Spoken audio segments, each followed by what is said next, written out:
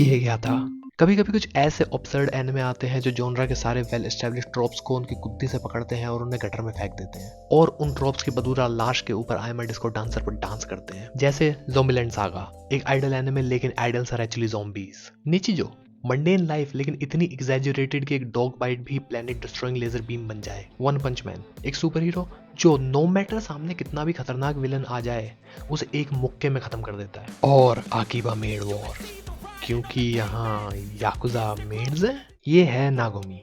इसका सपना सिंपल था, एक क्यूट सी मेड बनना। वो टोक्यो आई और आकिहाबरा के एक छोटे से कैफे पिग हट को उसने ज्वाइन कर लिया। वहां उसे मिली रैंको, एक 35 साल की नई मेड जो थोड़ी अलग थी। वो स्माइल नहीं करती थी, बस ऑर्डर्स फॉलो करती थी। पहला दिन काफी नॉर्मल था, कॉफी सर्व करो, कस्टमर्स को ग्रीट करो। लेकिन शाम होते ही मैनेजर ने नागोमी को एक काम दिया, ये लेटर राइवल कैफे में डिलीवर करके आना है।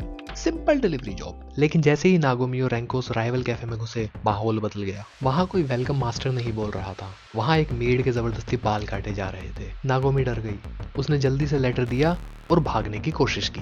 बदले में उसे क्या मिला? थप्पड़। 1 2। नागोमी को लगा उसका बुरा सपना है, लेकिन तभी रैंको ने उस राइवल मेड के सर में छेद कर दिया। और अगले 2 मिनट तक मैंने बस आइडल म्यूजिक के पीछे मैसेकर देखा है, खून, गोलियां और meds dancing. And I was like this is amazing. Akiba maid war 1999 में सेट है। ये कोई रैंडम डेट नहीं है। रियल जापानीज हिस्ट्री में ये वो टाइम है जब जापानीज याकुजा डिक्लाइन पर थे। 1992 में आए नए लॉज और जापानीज इकोनॉमिक बबल के फूटने की वजह से सड़कों से गैंगस्टर्स गायब हो रहे थे। लेकिन पीए वर्क्स ने एक बहुत ही इंटरेस्टिंग एक्सपेरिमेंट किया। उन्होंने सोचा, what if yakuza never left, what if yakuza were actually maids. Basically writers ने क्लासिक याकुजा मूवीज की स्क्रिप्ट ली और गैंगस्टर वर्ड को काटकर मेड लिख दिया। कोड ऑफ कंडक्ट वही है, वायलेंस वही है, बस टैटूज की जगह स्कर्ट्स हैं और साके की जगह रामन। रामेन क्यों है? लेकिन ये सिर्फ विजुअल गैग्स नहीं है, इस वर्ल्ड का स्ट्रक्चर एक डरावनी हद तक डिटेल्ड है। आकिहाबरा में एक मेन सिंडिकेट है, क्रीचर लैंड ग्रुप। ये बेसिकली इस दुनिया का माफिया बोर्ड है। हर छोटा कैफे इनका ब्रांच ऑफिस है और एक मेड एक सोल्जर है। इनका सिस्टम सिंपल है, हफ्ता वसूली। नागोमी जिस कैफे में काम करती है, पिग हट, वो फूड चेन में सबसे नीचे आता है। इन्हें हर महीने अपने बॉसेस को ड्यूज पे करने पड़ते हैं। अगर तुमने पेमेंट मिस की तो तुम्हारा धंधा बंद। और मेड कल्चर में धंधा बंद का मतलब शटर गिराना नहीं होता, इसका मतलब है गोली खाना। I don't wanna go to work 'cause my boss is a jerk and I'm not even that paid. कहानी का कोर कॉन्फ्लिक्ट इन दो कैरेक्टर्स के बीच का फर्क है, नागोमी और रैंको। ये दोनों जमीन और आसमान है, एक दूसरे के पोलर ऑपोजिट्स। नागोमी वो इनोसेंट उम्मीद है जो सोचती है कि अगर वो मेहनत करेगी तो दुनिया उसे एक्सेप्ट कर लेगी। वो मेड बनना चाहती है क्योंकि उसे लगता है ये खुशियां बांटने का काम है। दूसरी तरफ रैंको है, जिसने इंडस्ट्री का असली चेहरा देखा है। रैंको के लिए ये कोई सर्विस नहीं है, ये ड्यूटी है। वो पुराने कोड फॉलो करती है जहां लॉयल्टी जान से बढ़कर है। रैंको एक परफेक्ट सोल्जर है, लेकिन वो मेड नहीं बन सकती, उसके पास वो वार्मथ नहीं है। और नागोमी, वो एक परफेक्ट मेड बन सकती है, लेकिन इस खूनी दुनिया में उसकी वार्मथ उसकी सबसे बड़ी कमजोरी है। I feel good, you look great, I like you, I can't wait। लेकिन गलत मत समझना, ये शो डिप्रेसिंग नहीं है, इट्स एक्चुअली हिलेरियस।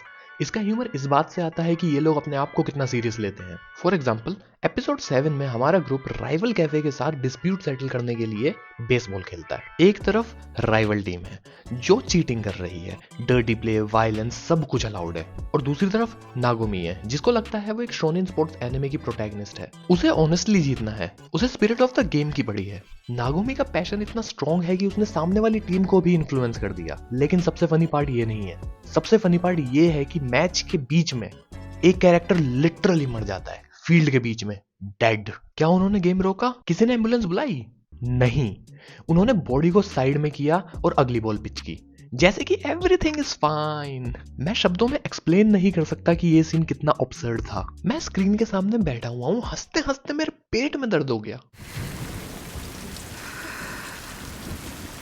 आजकल एनिमे कम्युनिटी में हर सीजन वही सेम इसेकाई, वही सेम रोम-कॉम आ रहे हैं। सब कुछ एक जैसा लगता है, लेकिन आकीबा मेड वॉर्स अलग है। ये शो परफेक्ट नहीं है, इसका एनिमेशन कभी कभी थोड़ा वियर्ड होता है, स्टोरी थोड़ी क्रेजी है और एंडिंग रश्ड है, लेकिन इस शो के पास सोल है। और सच कहूं तो आज की डेट में इस जैसे शो का एग्जिस्ट करना ही एक मिरेकल है, क्योंकि जहां बाकी इंडस्ट्री डर के मारे सेफ खेल रही है, पीए वर्क्स, ये स्टूडियो अलग ही मिट्टी का बना है। तुम्हें समझना पड़ेगा कि आजकल एनिमे इंडस्ट्री कैसे काम करती है। ये एक फैक्ट्री बन चुकी है। रूल सिंपल है, रिस्क मत लो। स्टूडियोज वही बनाते हैं जिसकी मांगा पहले से फेमस हो या फिर जिसकी लाइट नॉवेल्स के मिलियंस में सेल्स आ रही हो। क्योंकि अगर तुम्हारे पास पहले से फैन बेस है तो प्रॉफिट गारंटीड है। ये सेफ रास्ता है। लेकिन पीए वर्क्स इंडस्ट्री के उन कुछ आखिरी पागलों में से एक है जो कंसिस्टेंटली ओरिजिनल एनिमे बनाने का दम रखते हैं, बिना किसी मांगा के, बिना किसी बने बनाए फैन बेस के। इनका ट्रैक रिकॉर्ड देखो, Angel Beats, Shirobako, Charlotte, Buddy Daddies, your boy कांगमिन, फेरिगोन, आई कैन कीप गोइंग। इनका पूरा करियर ग्राफ गैम्बलिंग पे टिका है। जब बाकी स्टूडियोज पूछते हैं कि इसकी मांगा सेल का डेटा कहाँ है, पीए वर्क्स पूछता है कि इसकी स्क्रिप्ट कहाँ है। इसलिए अकीबा मेड वॉर्स सिर्फ पीए वर्क्स ही बना सकता था। क्योंकि जरा सोचो, अगर कोई राइटर मापा या एवन पिक्चर्स के पास जाता और बोलता, सुनिए मुझे एक शो बनाना है जहां मिडिल एज औरतें मेड आउटफिट पहन के याकुजा खेलती हैं, तो वो स्टूडियो उसे गेट दिखा देता और बोलता ये नहीं चलेगा, इट्स टू वियर्ड। लेकिन पीए वर्क्स ने इस वियर्डनेस को एक्सेप्ट किया। उन्होंने सोचा sounds good, let's do it. लेकिन सवाल यह है कि पीए वर्क्स ये रिस्क क्यों लेते हैं, वो सेफ रास्ता क्यों नहीं चुनते? इसका सिंपल जवाब है ओनरशिप।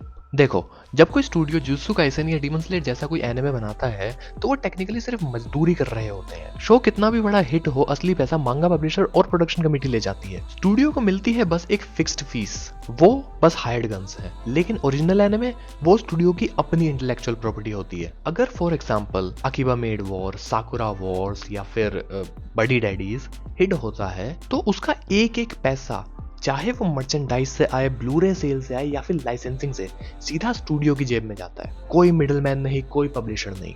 ये हाई रिस्क हाई रिवॉर्ड का गेम है। हाँ, ये बहुत मुश्किल है। तुम्हारे पास कोई पहले से मांगा रीडर बेस नहीं है जो हाइप क्रिएट करे। अगर शो फ्लॉप हुआ तो स्टूडियो बैंकरप्सी तक पहुंच सकता है।